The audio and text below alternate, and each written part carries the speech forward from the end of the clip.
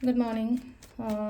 Ngasi card message yengase akoigi rashi gi matung ina ko ka try thakatang thokjarage try shoi hidagi shaisha gi rashi ma pa do khala khala ka tumai toroga yengmina rase ko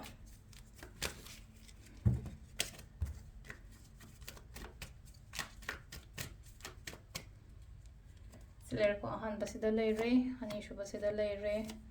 ahum mari manga taruk taret nipan mapan tara taramathoi taranithoi kwai han bako i mesh rashi ko yone se la ise ngasi se ithanda ga sum layo yumda ishada matam piraga kolaga dumai taroga that your panthokning day kind of hire a delay no ko and the among the dum lay no ko among the Pazanadum meditate ka tawdana chanting ka tawdana kotana the matter labio ko number 2 sina sile se brisharashi ko aina khaliba aina ningiba ma'am se khanang khalaga laigano ko hadi tawwa pangthopa machangani ko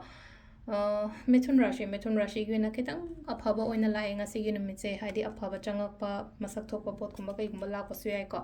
karkat balance emotions kari crash kumba mayam se balance tobiba ma change ko tuga sisina khoigi singa rashi gina thongna leyo thabak to matamda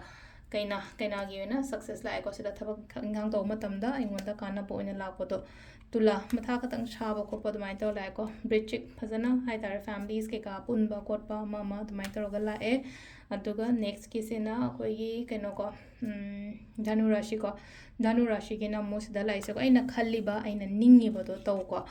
kumbarashi khana jaina ba kotpa yari ngai avoid ignore gumba to ko keno makarashi ko kumrashi gi na musile je confuse kano ko thabak to matamda katang clear oidraga di ngasi lepo hayeng to basida last kisina koi min rashi